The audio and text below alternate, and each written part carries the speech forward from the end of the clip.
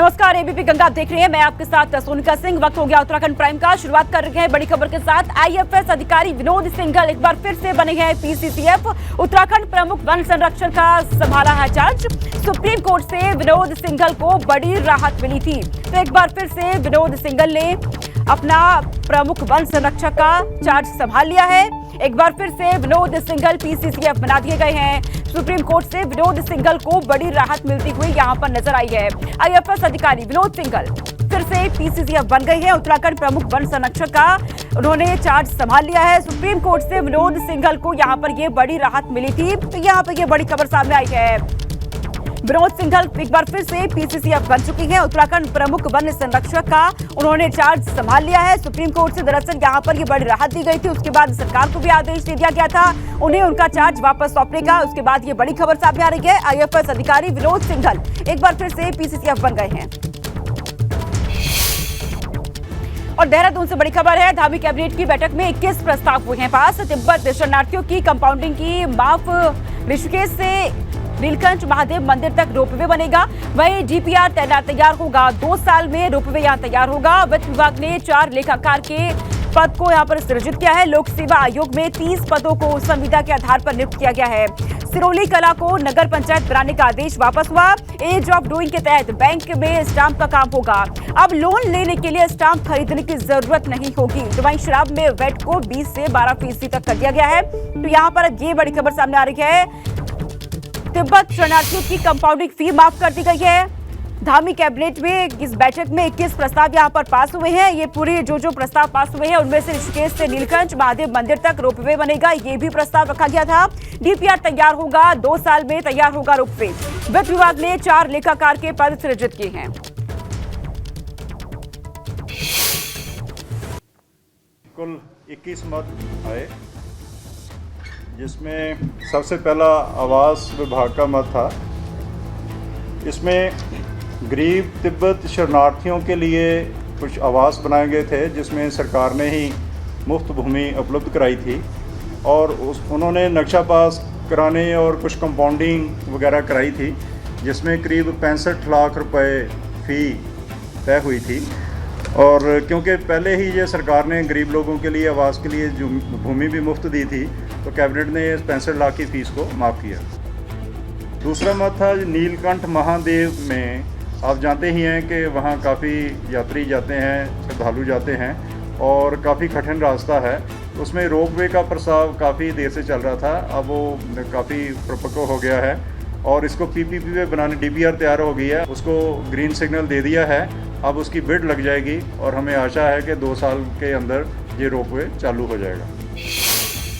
देहरादून में international seminar का आयोजन हुआ। अंडरग्राउंड टनलिंग को लेकर के सेमिनार हुआ। केंद्रीय राज्य मंत्री वीके सिंह ने उद्घाटन यहां पर किया है। कई देशों के टनल एक्सपर्ट ले रहे हैं सेमिनार में हिस्सा। पीडब्ल्यूडी मंत्री सतपाल महाराज कार्यक्रम में मौजूद रहे हैं। तो देहरादून में इंटरनेशनल सेमिनार का आयोजन यहां पर किया गया और केंद्रीय राज्य मंत्री वीके सिंह ने इसका उद्घाटन यहां पर किया। कई देशों के टनल एक्सपर्ट सेमिनार में हिस्सा ले रहे हैं। पीडब्ल्यूडी मंत्री सतपाल महाराज कार्यक्रम में मौजूद है। ये इस वक्त की बड़ी खबर सामने आई है। अंडरग्राउंड टनलिंग को लेकर के यह सेमिनार यहाँ पर किया गया है और इस सेमिनार में कई देशों के टनल एक्सपर्ट मौजूद हैं जो कि हिस्सा ले रही हैं। देहरादून से बड़ी खबर सामने आ रही है। सरकारी स्कूलों में छात्रों को अभी तक किताबें नहीं मिली है। शिक्षा सत्र शुरू होने के 18 दिन बाद भी किताबों के बिना ही बच्चे पढ़ाई कर रहे हैं। अब शिक्षक एनसीईआरटी की वेबसाइट देख करके पढ़ाएंगे। किताबें न मिलने तक वेबसाइट पर सिलेबस देख करके ही पढ़ाएंगे। तकरीबन 11 लाख छात्रों को मुफ्त किताबें दी जानी है, लेकिन अभी तक बच्चों को किताबें नहीं दी गई है। इसको लेकर के बच्चों को परेशानी भी हो रही है, क्योंकि अब शिक्षा सत्र शुरू हो चुके हैं, लेकिन उसके बावजूद बच्चों को अभी तक किताबें नहीं दी गई हैं। अब शिक्षक एनसीईआरटी की वेबसाइट देख करके बच्चों को पढ़ाएंगे। ऐसे में किताबें ना मिलने तक वेबसाइट पर सिलेबस देख करके ही पढ़ाया जाएगा छात्रों को। ऐसे में परेशानी शिक्षकों को भी हो रही है और छात्रों को भी। तकरीबन 11 लाख छात्रों को मुफ्त किताबें दी जानी है, लेकिन फिलहाल अभी तक बच्चों तक किताबें नहीं पहुंची है, जिस वजह से वेबसाइट का सहारा लिया जा रहा है तमाम सिलेबस को पढ़ने के लिए। शिक्षकों की तरफ से एनसीईआरटी की वेबसाइट पर जाकर के बच्चों को पढ़ाई कराई जा रही है। किताबें ना मिलने से वेबसाइट का सहारा शिक्षक ले रहे हैं। अल्मोड़ा में इन दिनों पुरानी नगर पालिका आर्थिक संकट के दौर से गुजर रहा है। आलम यह है कि यहां काम कर रहे 300 कर्मियों को पिछले 3 महीने से वेतन तक नहीं मिला, जिसके चलते कर्मचारी तंगहाली के दौर से गुजर रहे हैं। लेकिन इन कर्मचारियों की सुध पालिका बोर्ड नहीं ले रही।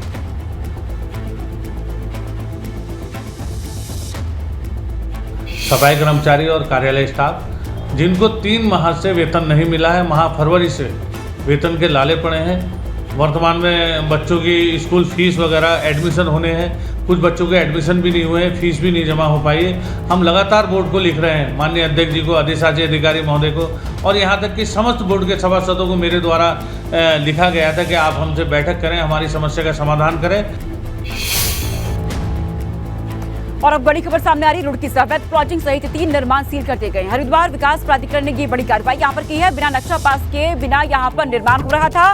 3 के अंदर दस्तावेज प्राधिकरण में जमा करने के लिए कहा गया था। 3 दिनों के अंदर नगला इमरती शेरपुर बड़ेरी इलाके में यहाँ पर निर्माण हो रहा था। हालांकि यहाँ पर बिना नक्शा पास किए जाए ही निर्माण कराया जा रहा था। ऐसे में हरिद्वार विकास प्राधिकरण ने बड़ी कार्रवाई यहाँ पर की है। 3 दिनों के अंदर दस्तावेज प्राधिकरण में जमा करने के निर्देश थे।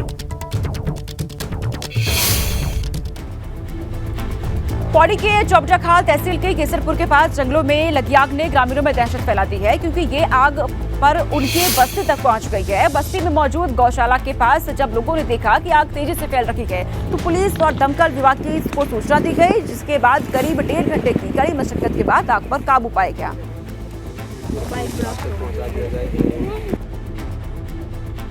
ला के थक गए, मेरे बच्चे भी, मैं भी और लोग भी, सब पानी ला के मेरी गाय बच्ची मर जाती तो। बनाग्नि की घटना घटित हुई है। हमने तुरंत अपने IRS टीम को एक्टिवेट किया तथा जो दमकल की गाड़ी है, अग्निशमन की गाड़ी है और फॉरेस्ट टीम और रेवेन्यू टीम यहाँ पर आए, और इसके साथ में जो गांव वाले हैं उन्होंने भी काफ़ी मदद की। लगभग अभी तक हम इस जो आग की घटना हुई है इस पर हम कंट्रोल कर चुके हैं।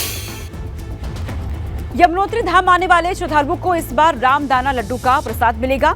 रामदाना यहाँ का स्थानीय अनाज है, जिसे स्थानीय भाषा में चौलाई भी कहा जाता है। खरसाली गांव के ग्रामीण आजीविका संस्था के साथ मिलकर के यमुनोत्री में रामदाना लड्डू तैयार कर रहे हैं, जिसकी पैकिंग 3 आकारों में की जा रही है, जिसे श्रद्धालु अपनी श्रद्धा के मुताबिक यमुनोत्री धाम से लेकर पैदल मार्गों पर भी प्रसाद ले सकते हैं। हम और मंदिर समिति और ग्राम सभा मिलके यहाँ पर जो हमारा लोकल रामदाना है, लोकल लोग यहाँ पे खेती करते हैं, किसानी करते हैं रामदाने के, उनसे खरीद के रामदाने के यहाँ पे लड्डू बना रहे हैं। और काफ़ी मात्रा में हमको पिछले बार भी पर्यटन ने काफ़ी मात्रा में सुनने में आता है कि यहाँ पे लोकल क्या है, प्रसाद के रूप में लोकल क्या है। पहले हमारे बुजुर्गों के द्वारा इसी प्रकार से घर में उगाई गई फसलों से जो निर्मित जो दान होती थी उसका ही प्रसाद दिया जाता था। और वर्तमान में हमारे जो ग्राम प्रधान हैं उनके द्वारा आजीविका संस्था के साथ साथ नाबार्ड के साथ साथ मिलकर के जो व्यवस्था शुरू की गई है, मैं उसका स्वागत करता हूं। और इस बीच रुद्रप्रयाग से बड़ी खबर सामने आ रही है। केदारनाथ आने वाले श्रद्धालुओं को परेशानी होने वाली है। जगह जगह पर खस्ताहाल हालत में है केदारनाथ हाईवे की कई जगहों पर नहीं हुआ है चौड़ीकरण का कार्य है, और सुरक्षा दीवारों का निर्माण भी नहीं कर पाया नेचुरल विभाग। ऐसे में श्रद्धालुओं को बड़ी परेशानी यहाँ पर होने वाली है। दरअसल जगह जगह केदारनाथ हाईवे जो है वो खस्ताहाल हालत में है। तस्वीरें भी आपके सामने है। हाईवे की कई जगह ऐसी है जहाँ पर चौड़ीकरण का कार्य अभी तक पूरा नहीं हुआ है। सुरक्षा दीवारों का निर्माण भी अभी तक NH विभाग नहीं करवा पाया है। ऐसे में जो श्रद्धालु केदारनाथ पहुंचना चाह रही है उन्हें काफी परेशानी होने वाली है।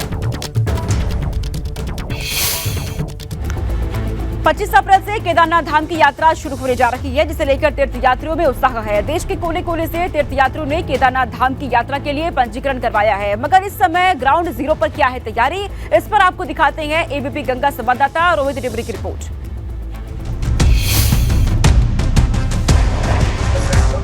गर्म पानी आ रहे हैं।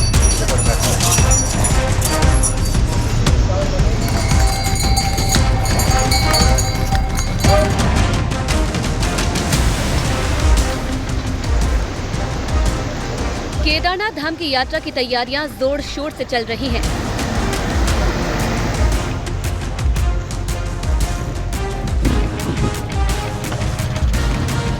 पच्चीस अप्रैल को केदारनाथ धाम के कपाट खुलेंगे, लिहाजा तैयारियां आखिरी चरण में है। ABP गंगा केदारनाथ धाम की यात्रा की तैयारियों को देखने के लिए ग्राउंड जीरो पर पहुंचा है। आगामी 25 अप्रैल से बाबा केदारनाथ की यात्रा शुरू होने जा रही है और यात्रा के कह सकते हैं कि यात्रा की तैयारियों को लेकर जो स्थानीय लोग हैं, जो नेपाली मूल के लोग हैं, सभी तैयारियों में जुटे हुए हैं। इस समय हम मौजूद हैं गौरीकुंड पड़ाव में और यह केदारनाथ यात्रा का अंतिम पड़ाव है। यहाँ से केदारनाथ की यात्रा शुरू होती है। 18 किलोमीटर का जो पैदल पड़ाव है, घोड़े खच्चर के माध्यम से, डंडी गड्डी के माध्यम से, इसके अलावा अन्य व्यवस्थाओं के साथ तीर्थ यात्री यहाँ से केदारनाथ धाम के लिए निकलते हैं। आप देख सकते हैं कि इस समय यहाँ पर यात्रा तैयारियों को लेकर जो गौरीकुंड के लोग हैं वह तैयारियों में जुटे हुए हैं। जगह जगह जो लोग हैं वह व्यवस्थाएं करने में जुटे हुए हैं। किस प्रकार से जो तीर्थ यात्री यहाँ पे पहुंचे उनके लिए व्यवस्थाएं जुटाई जाए, रहने खाने से अलावा अन्य व्यवस्थाएं जो उनके लिए की जाए। केदारनाथ यात्रा के बेस कैंप गौरीकुंड से बाबा केदारनाथ की 18 किलोमीटर पैदल यात्रा शुरू होती है। यहाँ से तीर्थ यात्री घोड़े खच्चर, डंडी कंडी और पालकी और पैदल केदारनाथ धाम की यात्रा करते हैं। केदारनाथ की यात्रा गौरीकुंड से घोड़ा पड़ाव से शुरू होती है, जिसके जरिए यहाँ से यात्री घोड़े खच्चर की मदद से अपनी यात्रा शुरू कर सकते हैं। यहाँ पे आप देख सकते हैं, यहाँ पे एक प्रीपेड काउंटर बना हुआ है। इस प्रीपेड काउंटर के जरिए यहाँ पे एक पर्ची कटती है घोड़े खच्चर संचालकों को, जिसके जरिए वे आगे पहुँचते हैं केदारनाथ धाम के लिए। आप देख सकते हैं यहाँ पे एक प्रीपेड काउंटर बनाया गया प्रशासन की ओर से। गौरीकुंड को मिनी नेपाल के नाम से भी जाना जाता है। इस स्थान पर ज्यादातर संख्या में होटल व्यवसाय में नेपाल मूल के लोग हैं, जो काफी समय से घोड़ा खच्चर, डंडी कंडी और पालकी का व्यवसाय करते हैं। केदारनाथ यात्रा पड़ाव में इस बार घोड़े खच्चरों के लिए गर्म पानी की व्यवस्था की गई है। पिछले वर्ष की बात करें तो पिछले वर्ष काफी घोड़े खच्चरों की, करीबन 350 के करीब घोड़े खच्चरों की अकारण मौत हो चुकी थी इस यात्रा के सीजन के दौरान, उस यात्रा के सीजन के दौरान। इसके बाद प्रशासन की ओर से यह निर्णय लिया गया कि जो भी घोड़े खच्चर संचालित होंगे उनके लिए गर्म पानी की व्यवस्था की जाएगी। तो इस समय आप देख सकते हैं कि हम जंगल चट्टी पे हैं। गौरीकुंड से 4 किलोमीटर की दूरी पर यह जंगल चट्टी पड़ता है और यहाँ पर करीबन गीजर यहाँ पे लगाया गया है, गर्म पानी की व्यवस्था यहाँ पे की गई है। इस तरह यात्रा की तैयारियां तेजी से चल रही हैं। हालांकि यात्रा पैदल मार्ग भी अभी भी कई जगह खतरनाक बना हुआ है। गौरीकुंड केदारनाथ पैदल मार्ग पर रामबाड़ से कुछ ही दूरी पर आप देख सकते हैं कि यहाँ पर जो लोक निर्माण विभाग गुप्तकाशी जो यहाँ पर DDM काम कर रहा है केदारनाथ पैदल मार्ग पर, उसने यहाँ पर पुलिया का नहीं किया है, जिस कारण जो है कह सकते हैं कि बरसात में यहाँ पर तीर्थ यात्रियों को भारी दिक्कतों का सामना करना पड़ सकता है। यहाँ पत्थरों से जो मलबा यहाँ पे जमा है, बरसात सीजन में जो मलबा आया है, जिससे पुलिया धसी है, पुलिया ढह गई है। पैदल मार्ग को बरसात के सीजन के दौरान काफी नुकसान पहुंचा था और साथ ही बर्फबारी के मौसम में रेन शेल्टर भी क्षतिग्रस्त हो गए थे। यात्रा शुरू होने से पहले ये सभी काम पूरे करने होंगे। कहीं जगह पर रेन शेल्टर बने थे, लेकिन अभी तक कहीं पे भी रेन शेल्टर नहीं बन पाए हैं। आप देख सकते हैं कि अभी भी इस जगह पर रेन शेल्टर बनना था। एक सप्ताह की यात्रा से कह सकते हैं एक सप्ताह बाद यात्रा शुरू होनी है। अभी तक यहाँ पे निर्माण कार्य जो है हो नहीं पाए हैं और जगह जगह ऐसी एक जगह नहीं है। 18 किलोमीटर का जो पैदल मार्ग का दायरा है, तो जगह जगह ऐसे कहीं स्थान है जहाँ पर रेन शेल्टर लगाए जाने से पहले, लेकिन अभी तक रेन शेल्टर नहीं लगाए गए हैं। पैदल मार्ग पर लिंगचोली से आगे कई जगह अभी भी बड़े बड़े ग्लेशियर जमे हुए हैं। इनके बीच से काटकर रास्ता तैयार किया गया है। बाबा केदारनाथ की यात्रा 25 अप्रैल शुरू हो रही है। प्रथम चरण की यात्रा में जब जो तीर्थ यात्री यहाँ पहुँचेंगे, उनका यात्रा जो रहेगी भारी रोमांचक रहेगी। आप देख सकते हैं कि जो बड़े बड़े ग्लेशियर 10 से 15 फीट के ग्लेशियर हैं अभी भी यहाँ पे मौजूद है। अप्रैल माह में यहाँ पर प्रथम सप्ताह में काफ़ी बर्फबारी हुई है, जिसके बाद से यहाँ पे जो रास्ते में है गौरीकुंड से केदारनाथ पैदल मार्ग का जो रास्ता है, वहाँ पर बड़े बड़े ग्लेशियर आए हैं। देख सकते हैं आपकी घोड़ा खच्चर जो है इन ग्लेशियर के बीच से निकल रहे हैं, बड़े बड़े ये ग्लेशियर हैं। तो यात्रा के दौरान जो यात्री यहाँ पे पहुँचेंगे, देश विदेश श्रद्धालु पहुँचेंगे, उनको ये ग्लेशियर भी देखने को मिलेंगे। इधर यात्रा शुरू होने में समय कम रह गया है। जाहिर है कि प्रशासन को अब पूरी ताकत झोंकनी है और इस बार पंजीकरण पहले ही शुरू होने से यात्रा को लेकर लोगों में उत्साह है, जिससे साफ संकेत है कि यात्रा शुरू होते ही तीर्थ यात्रियों की भीड़ उमड़ेगी। एबीपी गंगा के लिए रुद्रप्रयाग से रोहित डिमरी की रिपोर्ट।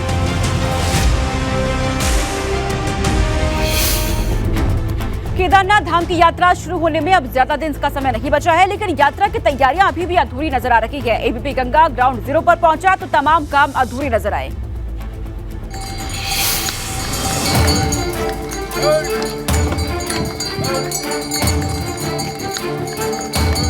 पच्चीस अप्रैल से केदारनाथ धाम की यात्रा की शुरुआत होने जा रही है, मगर यात्रा मार्ग की हालत देखिए, अभी भी बड़े बड़े ग्लेशियर जमे हुए।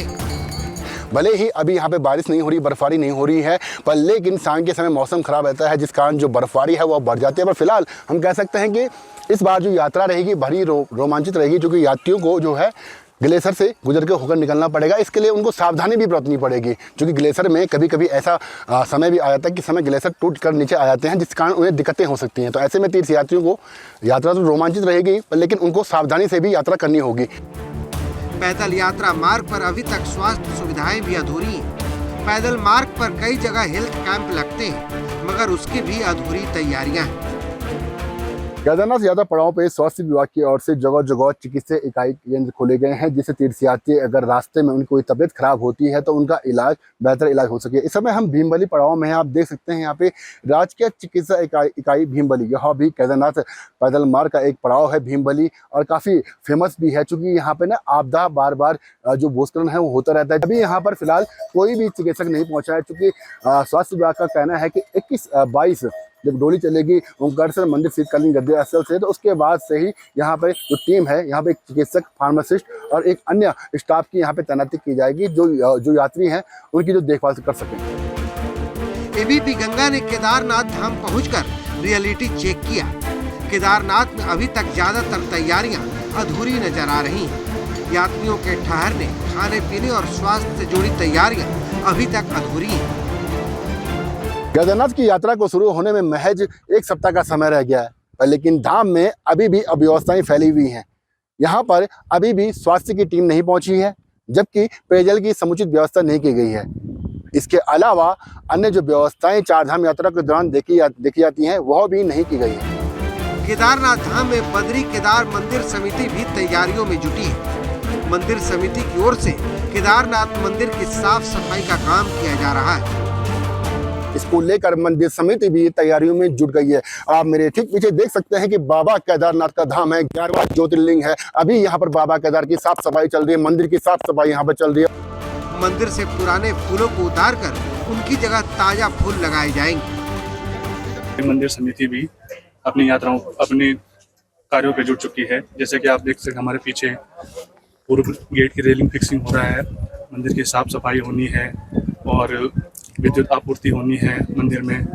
और यात्रियों के लिए इस बार शूज काउंटर का निर्माण भी किया जाना है। और यात्रियों के लिए इस बार मंदिर परिसर में ही, जो आप देख रहे हैं गोमुख के सामने, यहाँ पर उनके लिए गर्म पानी के हीटर लगाए जाने हैं। केदारनाथ धाम में इस बार GMVN की ओर से 200 टेंट लगाने की तैयारी है, जबकि केदारनाथ धाम में 2000 तीर्थयात्रियों को ठहरने की व्यवस्था की जाएगी। लेकिन अभी तक ये काम अधूरे ही है। सवाल ये है कि क्या इन अधूरी तैयारियों में ही केदारनाथ धाम की यात्रा शुरू करवाई जाएगी।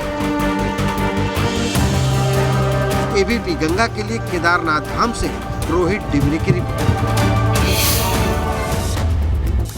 यात्रा की तैयारियां अधूरी है। ऐसे भी चिंता की बात यह भी है कि केदारपुरी में दूसरे चरण के निर्माण काम अधूरे पड़े हुए हैं। अगर ये निर्माण काम वक्त पर पूरे हो जाते तो यात्रियों को काफी सुविधा होती।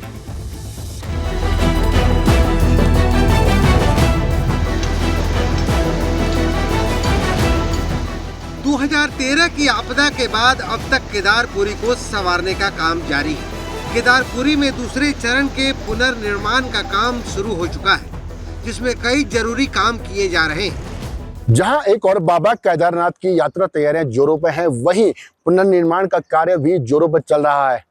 यहाँ पर मौसम साफ होने के बाद जो निर्माणदायी संस्थाएं हैं वह भी निर्माण कार्य में जुट चुके हैं। आप मेरे ठीक पीछे देख सकते हैं, केदारनाथ मंदिर मार्ग पर तीर्थ पुरोहितों के जो आवासीय भवन थे, पुराने जर्जर भवन थे, उनको तोड़कर नए भवनों का यहाँ निर्माण किया जा रहा है। इसके अलावा अन्य जगहों पर भी यहाँ पे काम चल रहा है। आपदा के दौरान केदारपुरी तबाह हो चुका था, अब उसे फिर से पुराने रूप में लाने की मुहिम चल रही है। उसी के तहत केदारपुरी में कई निर्माण काम हो रहे हैं। हमारे यहाँ पे अभी जो तीर्थ पुरोहितों के भवनों का निर्माण हो रहा है वो हो रहा है। उसमें हमें अभी हमारे पास अभी 5 बिल्डिंगों का कार्य है, जिसमें से एक बिल्डिंग लगभग 60% पूर्ण हो चुकी है। उसके अलावा जो है 4 बिल्डिंग अभी, उसमें से 3 डिमोलिश हो चुकी हैं और एक अभी डिमोलिश होना बाकी है। इसमें उसके अलावा भी हमें जो मुख्य समस्याएं इसमें आ रही हैं वो है सामान का पहुँचाना। जैसे कि बर्फ़ की वजह से इस बार जो है घोड़ों में काफ़ी लेट हुए आने में, तो अभी घोड़े जो है सामान, मतलब जो इसमें तीर्थ भवनों में जो है निर्माण सामग्री यूज़ होनी है, वो हमें काफ़ी देरी से पहुंच रही है। इसकी वजह से लिंचोली से लेकर बेस कैंप तक स्थानीय लोगों को लॉटरी के माध्यम से रोजगार देने के लिए जगह आवंटित की गई थी, लेकिन इस बार भी अभी तक स्थिति साफ नहीं हुई है। 25 अप्रैल से बाबा केदारनाथ की कपाट खुलने जा रहे हैं। उसको लेकर जो स्थानीय लोग हैं, जो तीर्थ पुरोहित हैं, उन्होंने अपने भवनों को सजाना शुरू कर दिया। इसके अलावा प्रशासन की ओर से अन्य लोगों को भी जिले में रोजगार दिया जाता है। वह भी बेस कैंप अन्य स्थानों पे अपना रोजगार शुरू करते हैं। चाहे ढाबा की दुकान की बात हो, चाहे वो टेंट कॉलोनी की बात हो, उनको लगाने की परमिशन दी जाती है, जिसके बाद वो लगाते हैं। पर लेकिन इस बार बर्फबारी होने के चलते जो लोगों का जो व्यवसाय है अभी शुरू नहीं कर पाए हैं, क्योंकि यहाँ पे लगातार जो है बर्फबारी हटाई जा रही है। जो बर्फ गिरी हुई थी 3 से 4 फीट तक की, वो भी हटाई जा रही है। काफ़ी खर्चा यहाँ पे लोगों का हो चुका है, क्योंकि अमूमन देखा जाता है कि अप्रैल माह में बर्फबारी नहीं होती है, जिसके बाद लोग अपने कामकाज में जुट जाते हैं, यात्रा तैयारियों में जुट जाते हैं। लेकिन इस बार बर्फबारी काफ़ी होने के चलते लोगों को काफ़ी नुकसान में यहाँ पर उठाना पड़ा है बर्फबारी को हटाने के चलते। जिन लोगों को दुकानें मिली थी अब वे उस स्थान को छोड़ने को तैयार नहीं है। समूह के माध्यम से प्रशासन तो एक तरफ से बोल रही है कि हाँ ये समूह का है, फिर स्थानीय लोग बोल रहे हैं पिछले साल हम थे और अब हम कहाँ जाएंगे।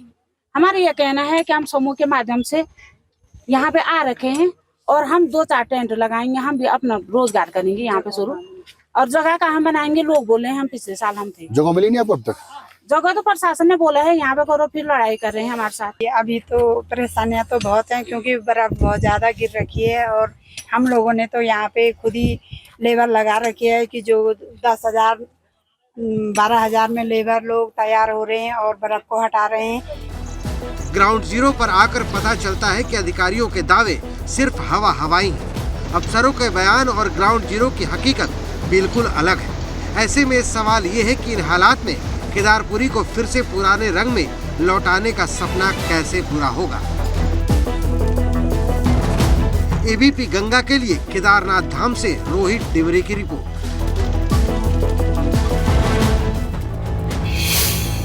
केदारनाथ हिली सेवा के लिए दूसरे फेज की टिकट की बुकिंग शुरू हो गई है। दूसरे फेज के लिए 1 मई से 7 मई तक के लिए टिकट बुक किए जाएंगे। IRCTC की वेबसाइट पर केदारनाथ धाम में हेलीकॉप्टर से यात्रा करने वाले श्रद्धालु टिकट बुक करा सकते हैं। प्रत्येक जो भी टिकट बुक होता है वेबसाइट में, उस टिकट में एक QR कोड जो है उसमें उल्लिखित है। जो भी पैसेंजर अपना टिकट लेके आएंगे, चाहे मोबाइल पे लेके आएंगे या जो है हार्ड कॉपी पेपर में लेके आएंगे, उसका जो है QR कोड को स्कैन करेंगे प्रत्येक हेलीपैड का। लगभग 80 से ऊपर जो है हम लोग कर्मचारियों को इस बार जो है लगा रहे हैं पूरे हेलीपैड्स में, और प्रत्येक हेलीपैड में जो है कैमरास भी जो है स्थापित कर रहे हैं। तो एंट्री पॉइंट में एक कैमरा रहेगा। पिछले 1 महीने से वन विभाग के 2 अधिकारियों में वर्चस्व की लड़ाई देखने को मिल रही है। ये सब ऐसे समय में हो रहा है जबकि गर्मी का मौसम शुरू हो चुका है और इन दिनों जंगलों में आग लगने की घटनाएं होती हैं। इसी पर आपको दिखाते हैं एबीपी गंगा संवाददाता विनोद कुमार की रिपोर्ट। गर्मी के सीजन में एक तरफ जहां वन्य जीव और वन संपदा को बचाना वन विभाग के लिए सबसे बड़ी चुनौती होती है, वहीं वन विभाग के 2 बड़े अधिकारियों में वर्चस्व की लड़ाई देखने को मिल रही है। यानी 2 बड़े अधिकारी विनोद सिंघल और राजीव भरतरी का जो वर्चस्व की लड़ाई है वो अब खुलकर सामने आ गई है। और जिस तरीके से राजीव भरतरी को सरकार ने हटाया था, उन्होंने कोर्ट में जाकर राजनीतिक प्रेशर का हवाला दिया था और उसके बाद में नैनीताल हाईकोर्ट ने एक बार फिर से उनको प्रमुख वन संरक्षक के पद पर काबिज किया। दूसरी ओर विनोद सिंघल ने सुप्रीम कोर्ट का दरवाज़ा खटखटाया और उसके बाद जो नैनीताल हाईकोर्ट का आदेश था उस पर स्टे कर दिया है। ये वन मुख्यालय है, आप देख पा रहे हैं कि पिछले 1 महीने से बिल्कुल यह वन मुख्यालय विवादों से घिरा हुआ है। यानी कैट की शरण में राजीव भरतरी गए, उसके बाद में हाई कोर्ट की शरण उन्होंने ली और वो जीत कर आए और पिछले 2 सप्ताह से वो प्रमुख वन संरक्षक के पद पर काबिज है। और आप देख पा रहे हैं कि कल एक आदेश सुप्रीम कोर्ट की तरफ से आया और उसके बाद में विनोद सिंघल को सरकार को एक बार फिर से प्रमुख वन संरक्षक बनाने के लिए निर्देशित किया गया है। हालांकि अभी राज्य सरकार की तरफ से आदेश नहीं आया है, लेकिन ये तस्वीर वन मुख्यालय की है और आप देख पा रहे हैं कि अभी 10 बजने वाले हैं, लेकिन अपने ऑफिस के तय समय से पहले ही राजीव भरतरी पहुंच चुके हैं। वो आज जल्दी ही अपने दफ्तर पहुंच चुके हैं, लेकिन अभी राज्य सरकार का किस तरीके का आदेश रहता है उसके लिए इंतजार जरूर करना पड़ेगा। लेकिन एक तरफ जहां गर्मी के सीजन से वन्य जीव, वन संपदा और तमाम